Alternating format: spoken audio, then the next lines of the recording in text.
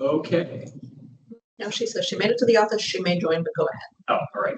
I'm going to call this meeting to order. It's 10 o'clock on June 12th. Let's see, the first order of business, I guess, is the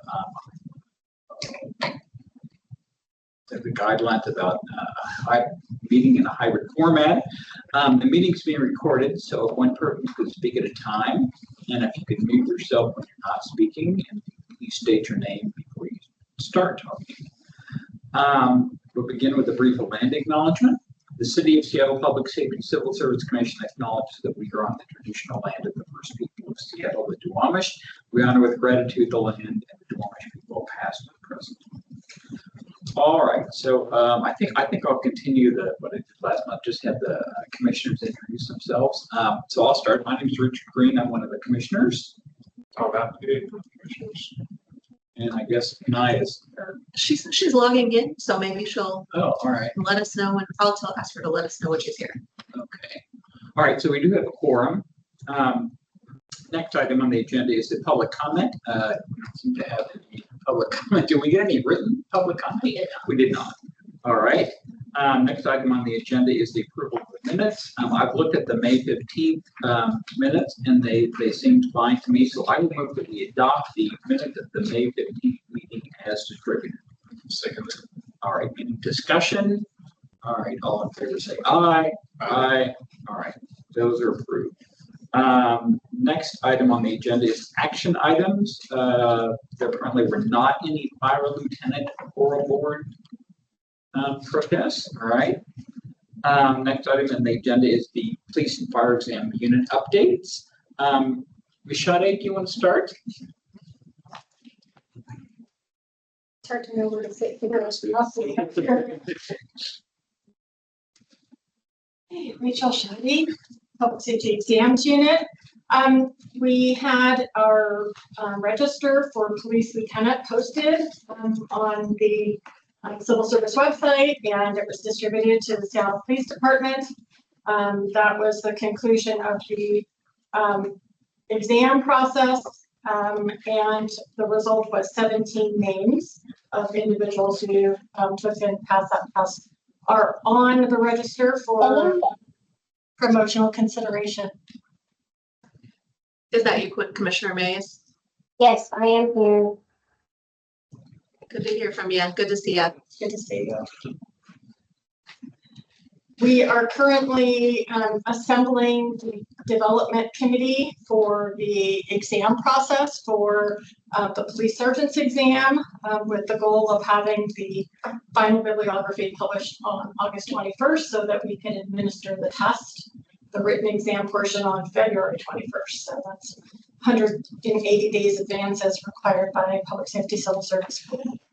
And lateral oral boards are scheduled for this Saturday. We had 3 individuals who we interviewed a week ago Saturday, and they all passed and were put on the register. Their names were referred to SPD, and we have an additional 4 that we will be interviewing this Saturday for lateral status. So where are they coming from? All over. Oh, all over. Yeah. Interview session before last, we had some in-state candidates, but primarily they're coming from around the country. Last week we had Missouri, Ohio, California, and Texas. Wow, great. And you're currently conducting those interviews every other week? Yes. Pretty much. So that is picking up the lateral process, which for a while we'd have like 2 that we'd be interviewing per month, and so it seems like the numbers are increasing slightly, but we'll take it. Yeah. And that's all that I have. And Adlai, did you want to pipe in on the entry level process at all? Hello, good morning. Yeah, happy to. Are you all able to hear me? Yes. Fantastic. Okay, yeah, let me pull my notes up really quick. So yeah, in terms of entry level applications, we are already about to reach 2,000 applications for the year. I think we were at like 1,930 something this morning. So I'm guessing that by this weekend, we'll probably cross that threshold of 2,000 applications. Yeah, there was yeah, it's great. So, I think super encouraging. Our beginning of Q2, like April and early May, things slowed down a bit, but they have seemed to kind of come back up and level out. So, yeah. So far this year, we've referred 605 entry level and 15 lateral candidates over to SPD on eligibility lists, and we are continuing to do that every other week. And yeah, just looking at both applications and the number of eligible candidates so far this year, I think we're still on track to either meet or exceed the 2024 numbers as long as those trends continue to hold. So yeah, definitely encouraging. And like Rachel mentioned, we'll hopefully get 3 more laterals this weekend. Great. Any questions for either Rachel or Adelaide? Okay, thank you very much. Obviously, it's about fire exam. Good morning, Yoshiko Grace Matsuri with the fire exams. Couple of updates. I'm going to put these in a chronological order, so that's the way that I think of them, of what's happening next. So coming up on June 23rd through the 27th, we have our Assessor Week, where we invite assessors from different jurisdictions, some from across the country, to come evaluate the oral boards that we conducted back in May for the rank of fire lieutenant. And so they'll be here with us for 5 whole days and going to be evaluating the 2 boards of 48 candidates, so however many, almost 100 interviews and oral boards that they'll be taking a look at. We just completed the fireboat engineer written exam. We had a total of 3 people participate. One is being offered a promotion, who was a 4th candidate, so that dropped us down to 3.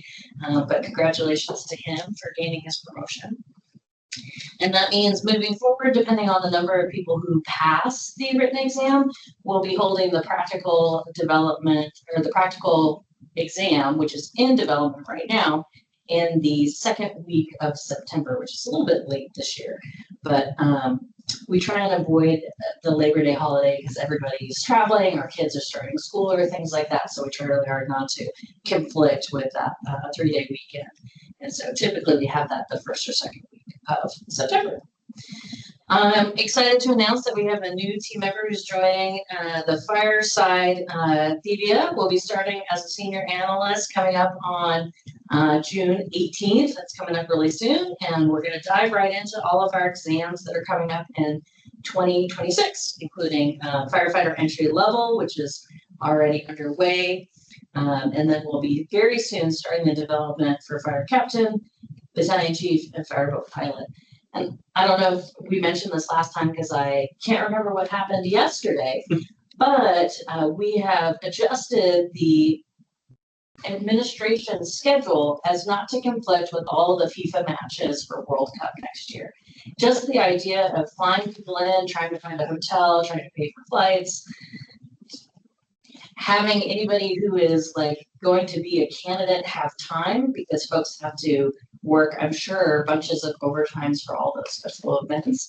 And so we were able to pull up the calendar earlier in the year by about 3 to 4 weeks.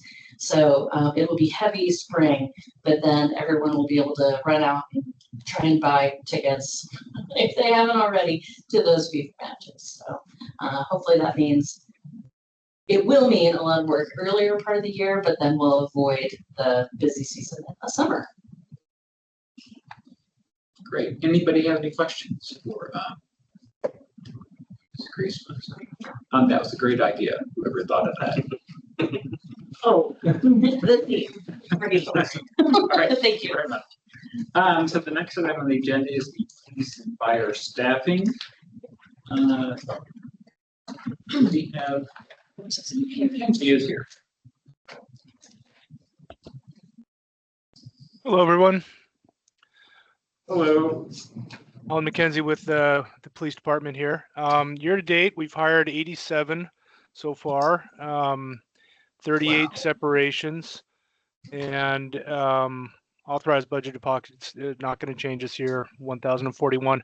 I don't have an updated current staffing number for you for public dissemination yet, so I'll just repeat what I told you last month and hopefully give you a new number next time. I think I told you 1,016.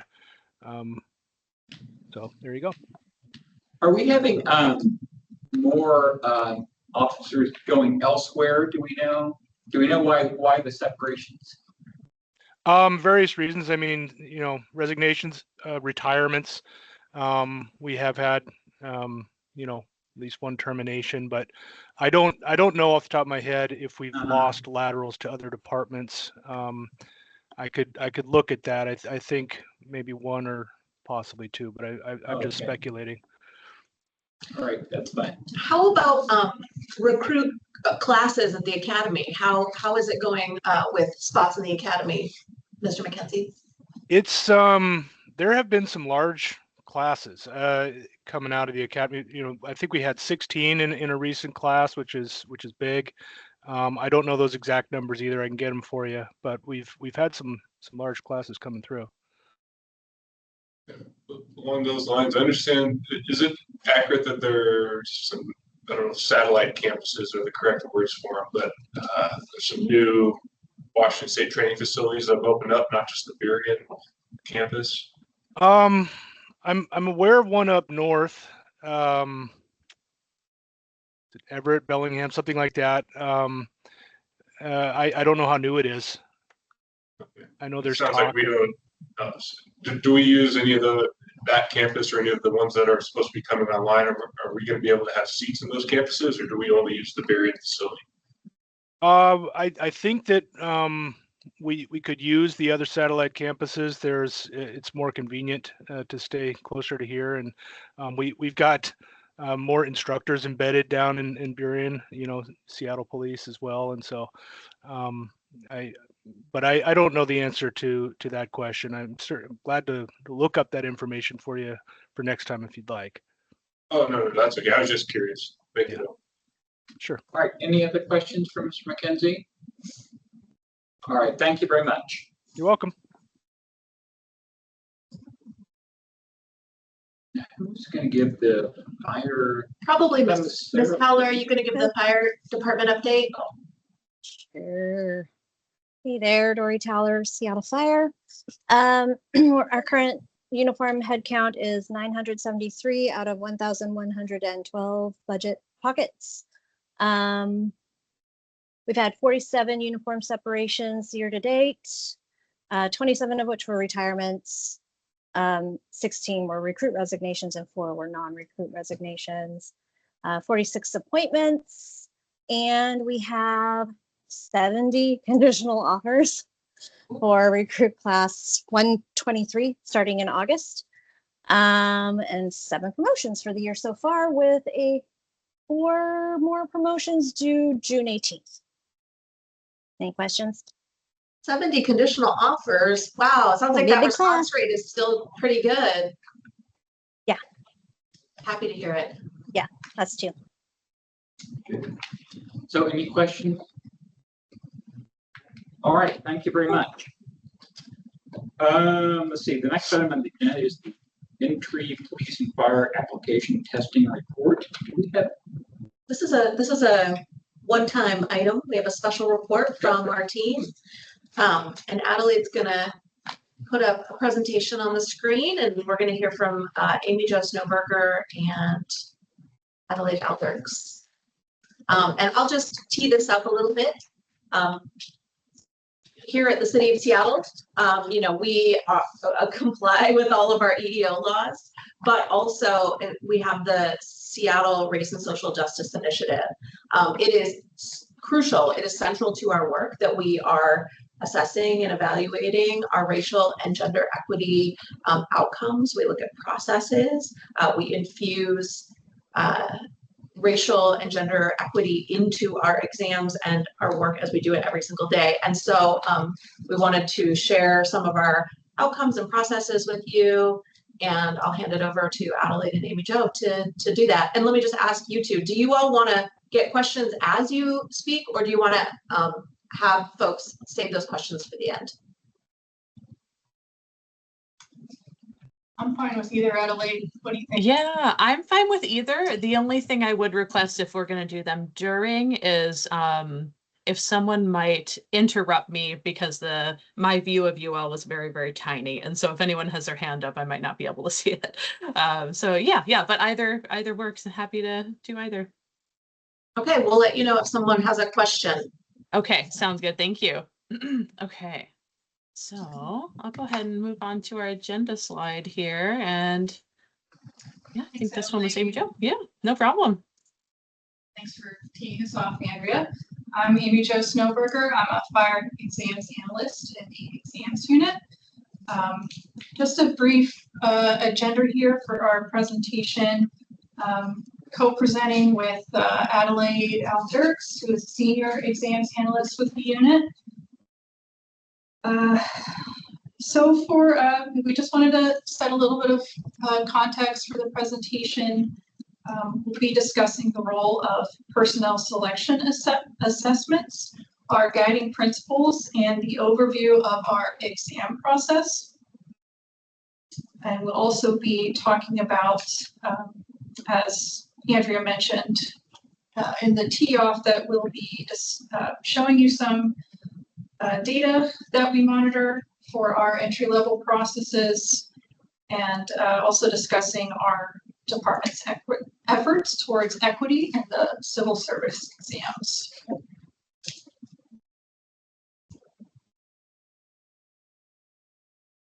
All right, awesome. Thanks, Amy Jo. So yeah, just to lay some more groundwork before we get started, I wanted to kind of start by covering a few basic concepts related to testing.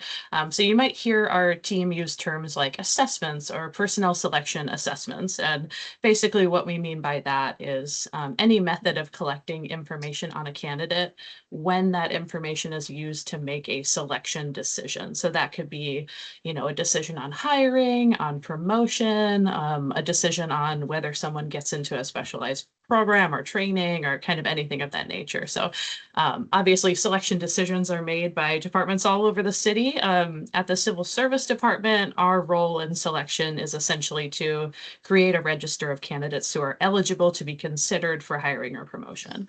And then after that, the department is responsible for all of the remaining selection decisions. There are lots of benefits of using assessments. They allow us to measure the knowledge and skills and abilities and other characteristics that are necessary to perform a job. They can help keep the selection process standardized and consistent. And then also they can help departments make more merit-based selection decisions. And then, of course, while assessments have many benefits, we would be remiss to not acknowledge the many historical examples where assessments, and specifically standardized testing, have been misused, whether intentionally or unintentionally, in a way that kind of created harm or disproportionate impact on marginalized or underrepresented communities. So yeah, and we've seen this happen both in education and employment settings, over our history. And I think really often it happens in situations where candidates are held to arbitrary standards, or they're tested on competencies that aren't related to the job that they're seeking, or exams that have a higher risk of kind of incorporating cultural bias are overemphasized in a way that doesn't align with the job requirements. And so with all of that being said, one thing that is just absolutely foundational in our work is the importance of having our exams be job related.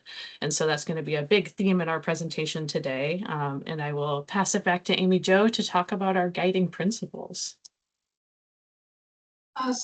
Speaking of selection assessments, on behalf of the Public Safety Service Commission, the guiding principles of our unit, we are committed to developing and administering merit-based job-related exams. So our unit strives to administer exams that are equitable, compliant, and transparent. Equitable meaning that we want to ensure the exam is job-related. The steps taken to ensure exam security to avoid unfair advantage between candidates, and also mitigating potential for adverse impact among the demographic groups. We are strive for compliance. We follow state and municipal codes, the Public Safety Civil Service Commission rules, and staying apprised and applying industry best practices. And by transparent, we're talking more about procedurally transparent. We strive for clear and timely communication to candidates about the various steps in the exam process, helping candidates understand and prepare for the different steps, such as workshops that we provide to give candidates the general layout of what they may expect. We're willing to share data as appropriate. Candidates also receive test performance feedback and have the opportunity to provide us feedback, such as exit surveys and the 3-day protest periods for the promotional exams.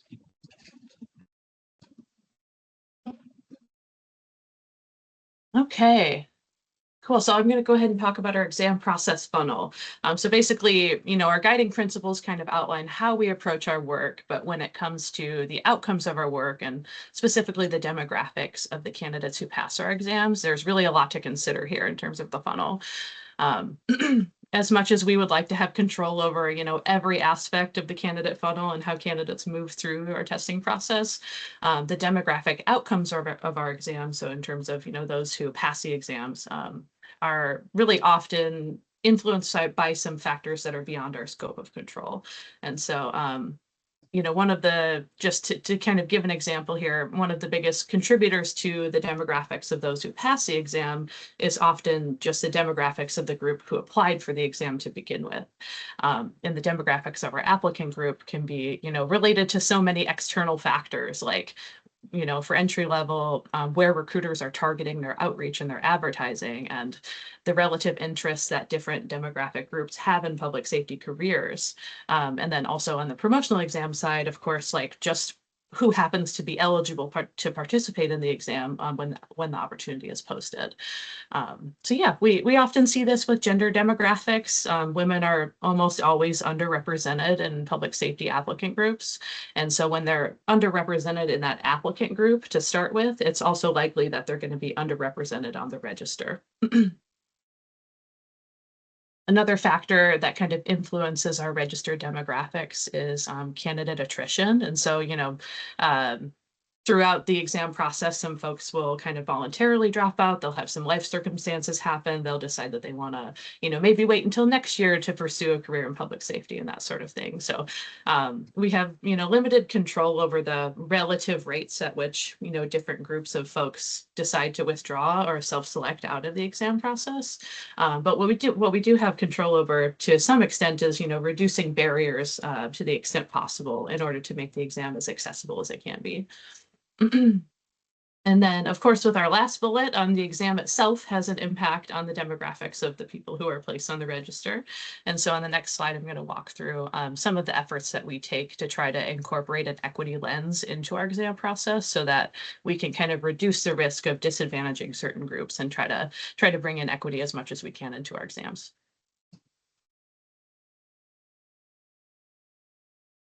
All right, so I apologize to you all in advance. This is a very busy slide. Yeah, I'm wondering, and maybe afterwards we can do a little printout so you all can kind of take this with you or review it in more detail, but I will walk through all of the bullet points here and let me know if you have any questions.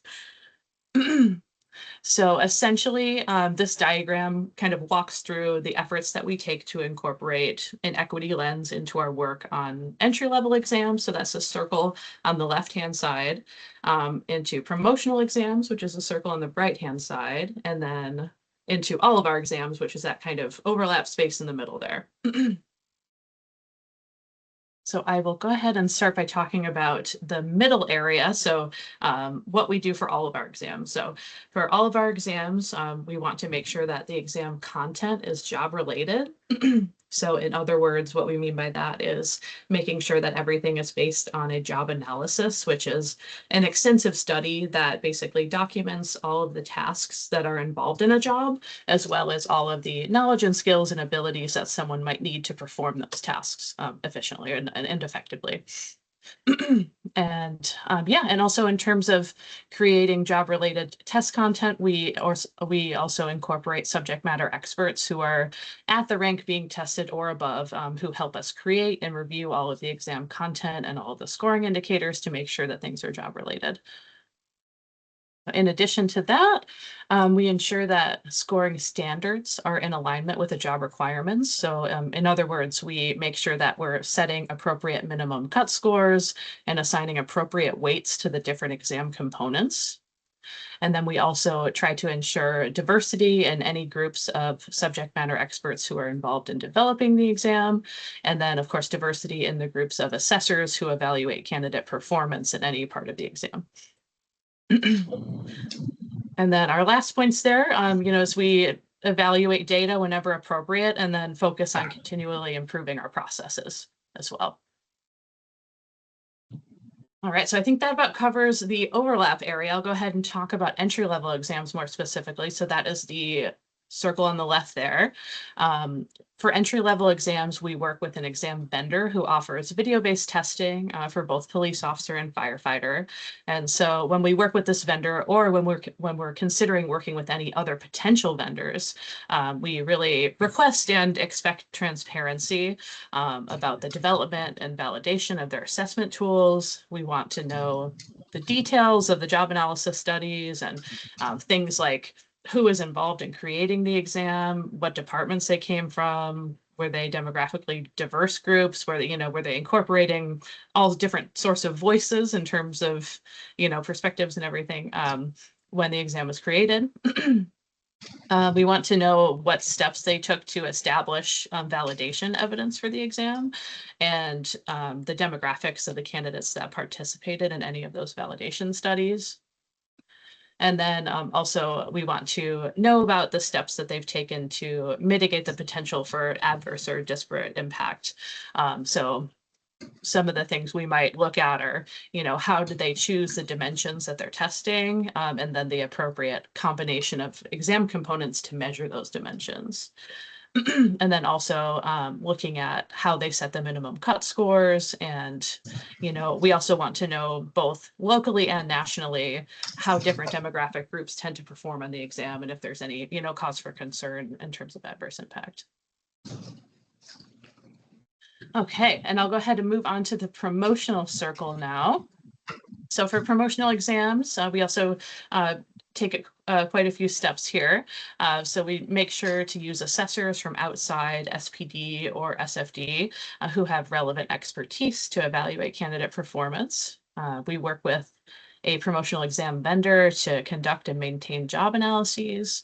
Our vendor also puts together pretty comprehensive reports about the exam after the exam happens. So it has a lot of data on how people performed. So we review those reports in detail. We provide transparent scoring feedback to candidates so they know how they did. And it's pretty well broken down by dimension and the questions and how they did in comparison to other candidates. And then finally, when we are establishing our exam bibliographies, we try to incorporate equity-related study material that's relevant for the job. And yeah, just want to shout out to our subject matter experts if we have any in the room who have ever helped us create an exam, because they often help us to identify those types of study materials. Right. Okay, so now that we covered the very wordy slide, I have some numbers for you to look at instead. So this is an example of some data that we look at for our exams. These pie charts specifically are for the entry-level police officer exam, and they show the racial demographics of the candidates who passed the exam and were placed on a register. So that's the pie chart that's on the left. And for context, in order to be placed on a register for entry-level police officer, candidates must pass a video exam and then also another assessment called the public safety self-assessment. And so between those two exams, we're measuring all sorts of dimensions, but it's a lot of things related to human relations skills, reading and writing skills, integrity, and all sorts of good stuff. If you have any questions about the specific dimensions, we're happy to talk more about that, maybe in another venue, but yeah. So, and just another thing to note while looking at this data, the categories in terms of the racial groups that are on the legend, those are determined by our citywide applicant tracking system. So those are the options that are presented to candidates when they're identifying their race when they apply. And then with the pie chart on the right there, it's basically a comparison to the racial demographics of the city of Seattle at the time of the 2020 census. So yeah, this kind of gives us an idea of the racial diversity of the candidates that we're sending over to SPD.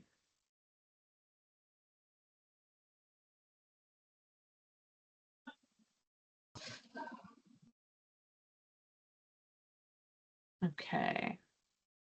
I'll go ahead and move on to the next slide here. So this one is very similar. It's basically just same idea, but we're looking at gender demographics in this one. So these are the folks who passed the police officer exam and were placed on a register. And again, the categories are basically the categories that were presented to applicants when they applied. And yeah, as you can see, the majority of the folks on our register tend to identify as men. The largest contributor to the way that this pie chart looks, I would say, is just the applicant group. Women represent a pretty small portion of our job applicants for entry-level police officer. So as a result, their representation on the register is also pretty limited. But yeah. Hopefully with new recruiting efforts and a focus on 30 by 30, we might see some differences here over time. Feel optimistic about that, but yeah. So yeah, I guess overall, this is kind of a high level sample of some of the data that we look at. Definitely not all of the data that we look at because we look at many, many things. But I will go ahead and pass it over to Amy Jo to talk about firefighter. Thanks, Adelaide. Yeah. So these data here reflect our most recent firefighter exam from earlier this year. And we're telling a little bit of a different story here compared to the entry-level exam process. And like Adelaide said, this is just a piece of the different information that we monitor. So for these pie charts for both ethnicity and gender that we're presenting today is giving a visual of how the candidates are moving through the different steps in the exam process that we have control over. So on the left-hand side, you see the breakdown of demographic groups according to ethnicity for candidates who passed the video exam. So similar to police, we use the same testing vendor, National Testing Network, and also the same applicant tracking system, NeoGov. So you'll see the same types of categories. And again, similar situation where applicants self-select or self-identify according to categories that NeoGov offers. So the video exam represents a fire team video exam and also the PSSA 1, which Adelaide also mentioned for entry-level police.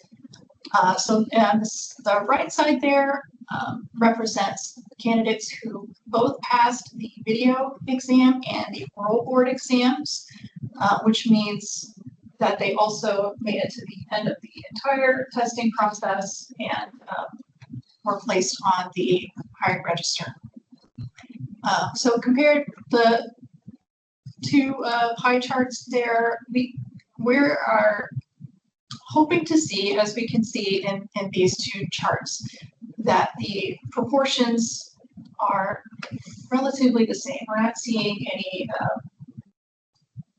wild differences in those that passed versus the video exam versus those who passed the entire exam. So if you compare the percentages there, you'll notice that there's not much of a difference, which tells us that for ethnicity groups, we are not observing any adverse impact for the steps that we're controlling in the process.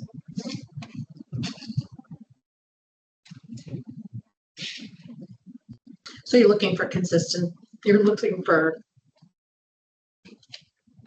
you're observing to see if there's any significant changes between those two phases. So these data are basically the data that we're hoping.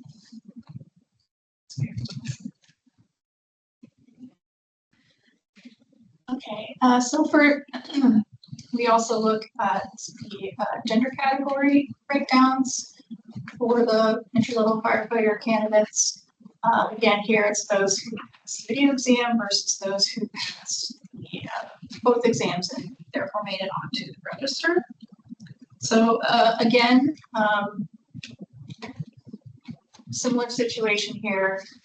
The applicants who self-select into applying for the firefighter position at the onset are mostly male, and then we see that continue throughout the exam process.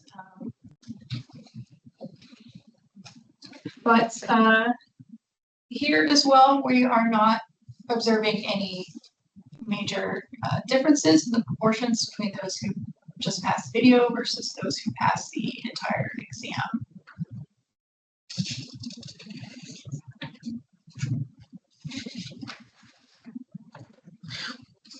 What conclusion, I mean, what is the bottom line for you when you do not observe significant differences between those two phases?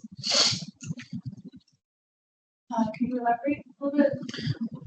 What conclusions do you or can others draw from that? Does that mean that it's not, I mean, we're talking about not observing adverse impact, right?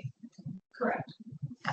So as we talked about in the beginning of the presentation, the state is monitoring this type of data is one of our efforts where we're striving towards equity in the process. So again, we are given a group of applicants and they go through the different steps of the testing process, and not every step we can control. So it's just the points in the process where we're administering an exam component. So those charts, we're looking for any differences in the proportions between those. And when you don't see it, it suggests to you that the test itself, the process itself, is not having an adverse impact on those two dimensions, right? Gender or ethnicity, race. Okay. Okay, thank you. Yeah. So we reached our summary slide already. We just wanted to reiterate the Public Safety Civil Service Commission commitment to merit-based job-related exams. Just decided to plug in one of our unit mottos here, which is continuously moving forward. We are hoping to continue to assess and improve upon both our entry-level and promotional exam process to aid in the city's goal in hiring diverse quality candidates for both fire and police. And we will continue to monitor candidate data for our entry-level exams to inform these efforts. So this time, any questions from the commission? I did have a couple of, so on the outreach aspect of it, does each department do its own outreach? Have we thought about, I mean, has anybody thought about trying to combine those, or are they looking at sort of separate? Combining police and fire, you mean? Yeah. Yeah, they can work Yeah. together from time to time. It's really up to them. I mean, we provide support and sometimes we can be a bridge between those two departments, although they have lots of interaction, of course, you know, operationally and sort of at their administrative levels. But I think the fire department especially has been trying to sort of put together some joint public safety along with the dispatch function and the cares department, put together some joint sort of career outreach efforts. Maybe, Commissioner Applegate, more about like, there's outreach to the community colleges and so I don't have details about it, but we do encourage, and our former manager in this department, Dave Wright, is a really good connector. Yoshiko or Rachel, do you have any insight on that?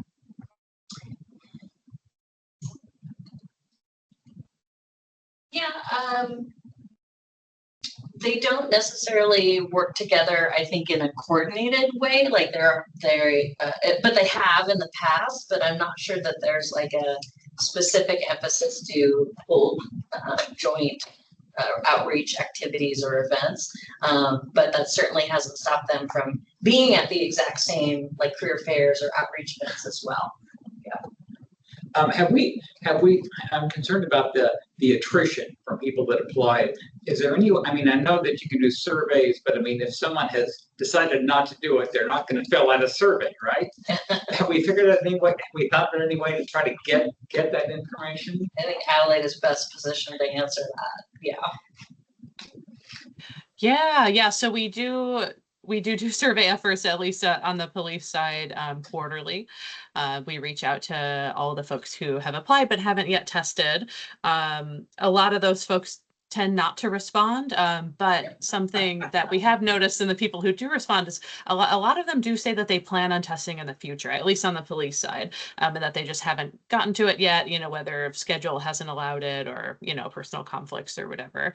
But yeah, so that's kind of some of the information we've gathered so far in terms of, why folks aren't testing and, what their plans are for the future. But yeah. Thank you, Adelaide. Something I'd add to that is this year is the first year where we've had a year-long hiring cycle for police officer. And we are providing registers to the police department every other week. So those folks that Adelaide is hearing from in response to the survey, who are saying, I plan to test in the future, they actually can now. They don't have to reapply. They could apply in January. They can test in March. But prior to this, when we had shorter hiring cycles, they would have had to reapply. So I think there's more ability for them to do that. And I think the fact that they're responding to a survey is very good. We also do actually a lot of outreach. Divya has just been promoted to senior and will be transitioning this body of work to a new person when we hire them, but has been doing a lot of outreach with police candidates. Would you like to say a few words about that, Divya? Yeah, and that's again for the people who say they want to be contacted via phone.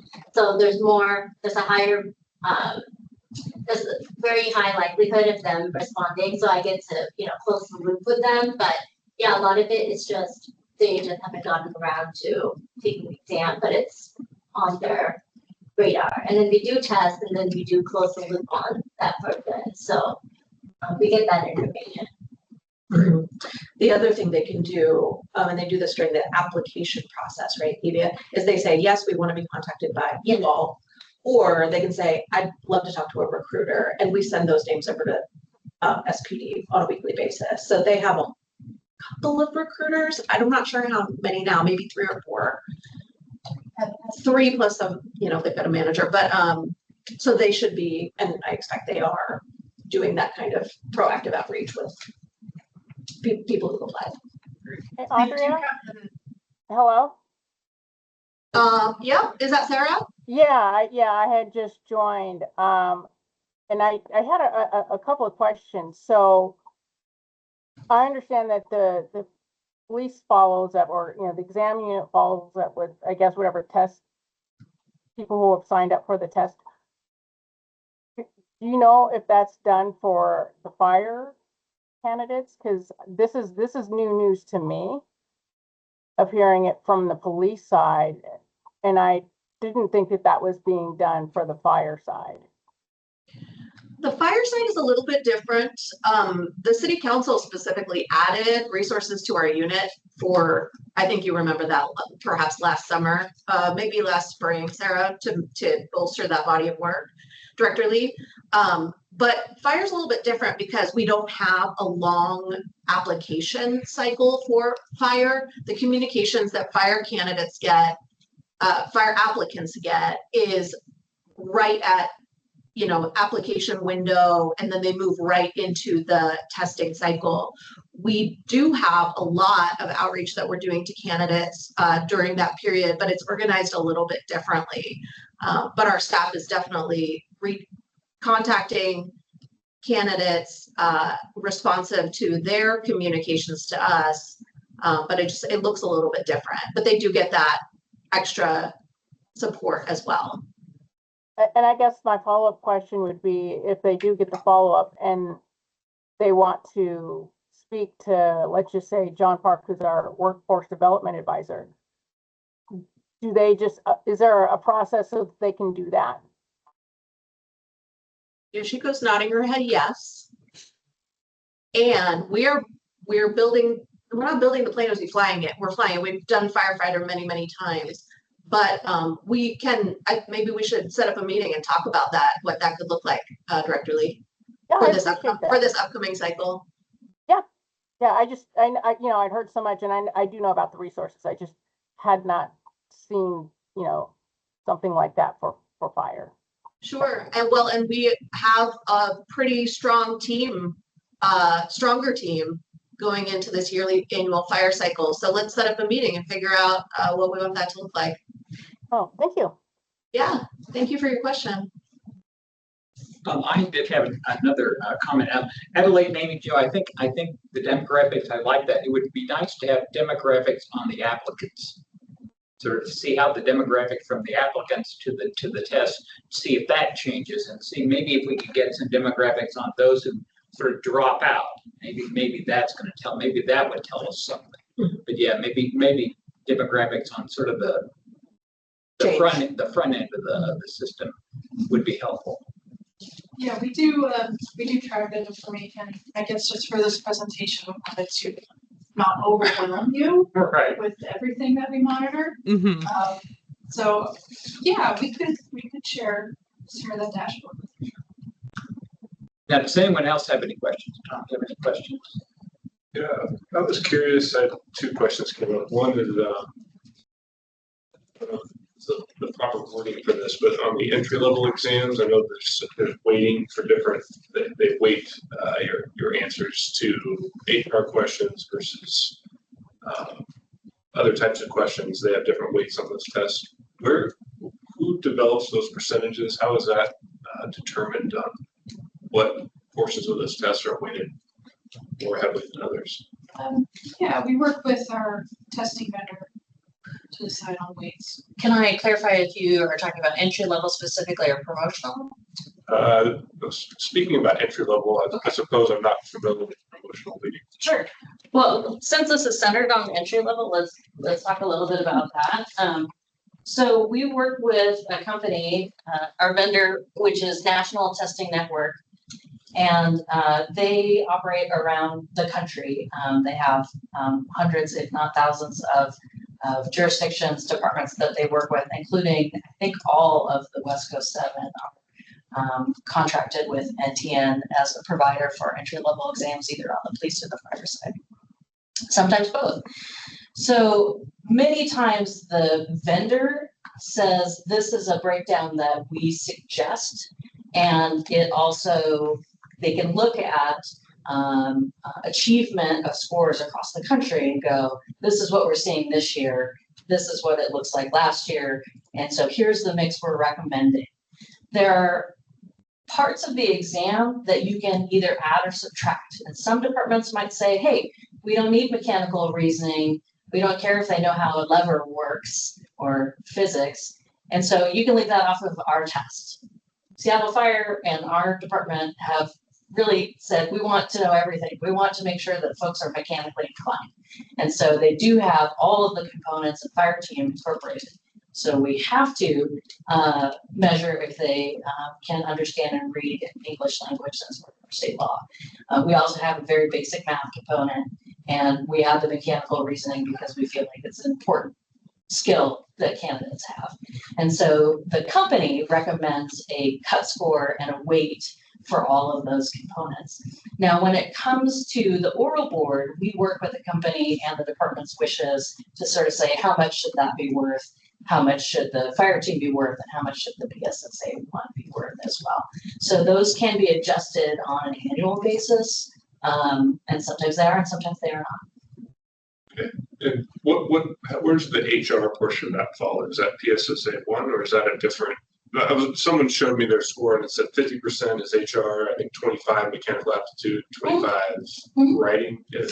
Yeah, so fire team, I guess you could consider most of fire team to be human relations related. So not HR like human resources, but like customer service, communication, dealing with conflict are all going to be in the video vignettes of fire team. And then there are some components of that in the PSSA 1 as well. So it's going to be in the fire team video portion and the PSSA 1. And you'd said, you know, we make decisions on what to include and sort of the weights on those. When you say we, who are you referring to? That's a great question. So our team works with the consultant in consultation with the department, mostly our promotional entry-level development chair. Okay. And some of them are not up for discussion, like the spelling and reading. We can't not have it. Sure. It's part of state law, right? So yep. Some of those are ongoing conversations and some of them aren't. They just have to be there. Sounds good. Well, thank you for answering. I was just curious how that comes around, or who makes those decisions, how that works. Absolutely, yes. And then the one other question I had is pertaining to promotional exams. Do you know approximately how many years we've been using the vendor that we currently use? Just ballpark.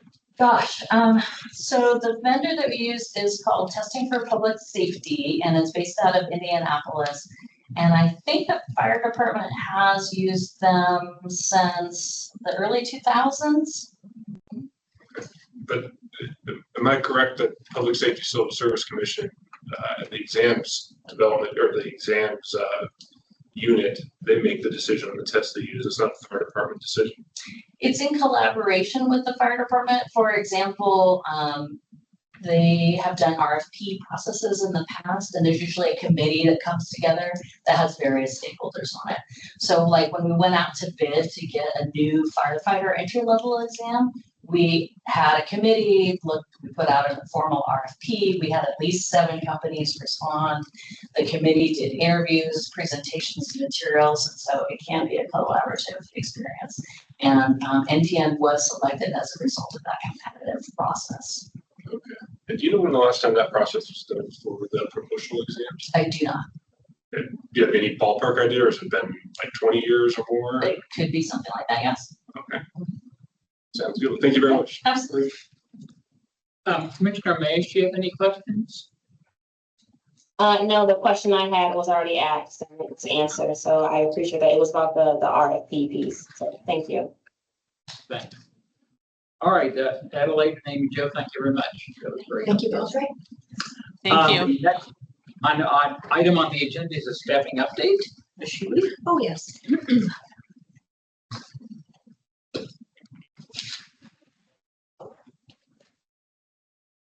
The staffing update, I think we've already said it though, but we completed an interview process and Thebia Mogan will be our new senior exams analyst with the public safety exams unit. We are also kicking off a new hiring process to hire a public safety analyst to replace Thebia. I want to thank our friends from the fire and police departments for participating on our interview panels, resume review panels, and thank you for participating in this next one as well. Yes, and I think someone mentioned that the annual firefighter exam is already underway, and that will be an important part of Thebia will be leading that effort. We also are onboarding our new intern next week, Annika Peterson. She is a graduate student at the Evans School, an MPA student, and she will, I expect, be able to start attending these meetings for the summer. She'll also be working on a project that is, I think I described it a few meetings ago, but she'll be researching and creating hopefully a way for commissioners and staff to look back at previous decisions in their very various places right now. And we're hoping to centralize that and make it more useful, make that a more useful tool for our work. Great, thank you. So the next item on the agenda is the executive director budget and departmental updates. Yeah, thank you. I'm sorry to interrupt. Uh-huh. I was just having a little, could you just clarify a little bit that project again? You mentioned that the intern's working on. I'm just trying to understand that. Well, she hasn't started yet, so we're gonna start working on it with her, and I think she'll probably have some ideas, but we have a lot of different kinds of decisions that both commissions make. Disciplinary decisions that have like a full administrative hearing and a written decision. We have a lot of historical decisions. But commissioners make decisions in meetings, right? That might be needed in the future when a similar issue comes up again. And commissioners, roll off from time to time, so they don't all have the historical knowledge. And so we're hoping that Annika will be able to develop a proposal, do some research, kind of muck around in our records, archives, et cetera, develop a proposal. And then start doing the work to sort of put together, I don't know if it'll be a database, I don't know what she'll come up with, but some of these students they know things that we don't even know. So I'm excited to get her going. She seems very smart, very eager. She has, a labor and employment background. So we're excited to and we want it to also be an educational experience for her too. Sure, thank you. Yeah. All right. Budget, I'll just go to the budget update, and actually I'll start with the department update. So I want to thank all of the commissioners for their continued service. I also want to thank all of our staff. Everybody's been working really hard. We are seeing the end of the tunnel, as Yoshiko mentioned, on promotional exams, but everyone has worked very, very, very hard, and I really appreciate it. Let's see. Yes, we are also preparing, commissioners on both commission are preparing for their fall and winter hearing calendars. And we'll be conducting a training session for the Civil Service Commission in July and the Public Safety Civil Service Commission in August. Do you know what, does the Civil Service Commission have any disciplinary hearings pending? They do. Okay. Yeah, they do. So heading over to our budget report, that is on the green page. This is, I think they only update this once per month. So this doesn't include, this is not like to date. It doesn't have all of our June expenses on here. It also, I'm still not seeing the carry forward request, but hopefully that'll be going through the city council soon, or maybe perhaps already has. We'll see it on the next month's report. We are well within our spending. We're well under 50%. However, I expect I know we will get some larger invoices in the second half of the year, because that's just the way our billing cycles work with our consultants. The consultants and our reservations are the biggest chunk of our non-labor budget.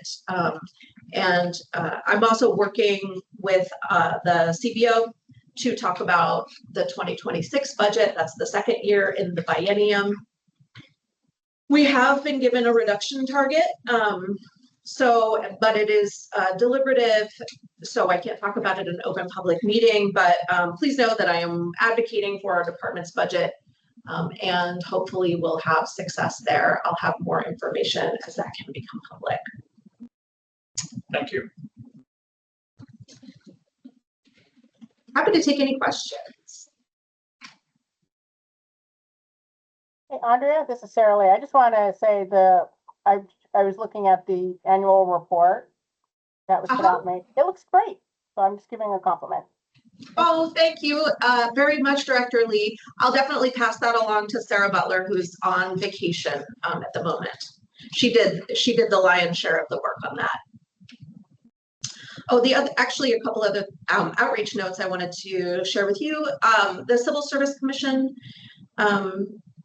we posted, we're seeking another potential Civil Service Commissioner for Mary Weidman Williams will be rolling off of the Civil Service Commission. And so that was posted to our website. I've actually been getting a lot of interest, a lot of folks contacting me with interest in that position. So that's very hopeful. That's a mayoral appointment. And an update Sarah Butler and some work would give if she were here, and some work she's doing right now is working with our IT department. They are transitioning all boards and commissions to a new website template, which for sort of consistency among boards and commissions. We have some special needs, I think, because we are a very working commission and also a city department.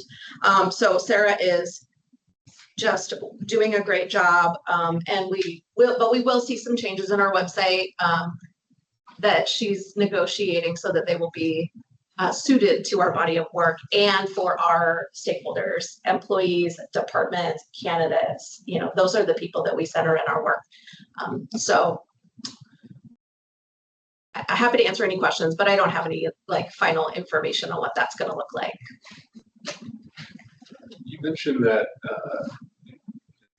seeking another commissioner for the Civil Service Commission, and that you posted that to the website, and it's a appointee by the mayor. I'm just curious about, I'm ignorant of that process, how that works. I just had assumed that the mayor selected someone and appointed them, but it sounds like it doesn't necessarily work like that. It can work. It is a mayoral appointment. The mayor does appoint, but what the mayor's office has the department do and the commission do is put the word out, because it's usually a pretty a person who's usually interested in the city of Seattle. We wouldn't, if we just put I don't know how the mayor has appointed people before. Sorry, I sound very disorganized, but this is just, I haven't gotten this question before. So they ask us to do some outreach and answer questions about what the role is. So that's what we do. So you sort of seek folks out, and then amongst those folks, you then say, hey, mayor's office, here's 5 people that are interested. Who would you like? Or yeah, or they can pick anyone they want. Sure. But they like for us to source some folks if we can. So we post on LinkedIn. We post, that's the main place we post, and we post on our website. And so then people sometimes contact us, and sometimes they don't. But they can apply directly to the mayor's office, right? They definitely could contact the mayor's office, yeah. Or the mayor could reach out to someone that they're interested in, and they have done that. Perfect. Thank you. Different mayors do it different ways. I can understand, yes.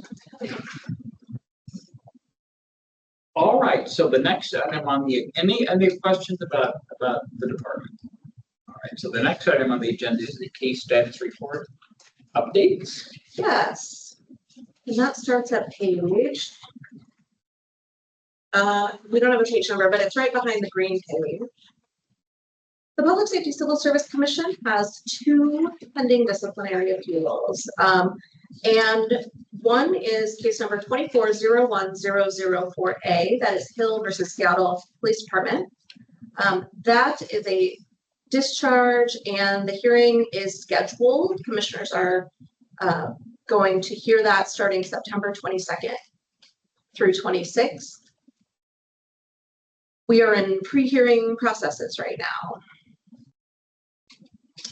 The other appeal before this commission is number 2401006A, and that is England versus Seattle Police Department. That was a suspension, and that hearing has not yet been scheduled. I understand Ms. Jacobs is in the scheduling process with commissioners and with the parties on that. I believe that is a 2 or 3 day hearing.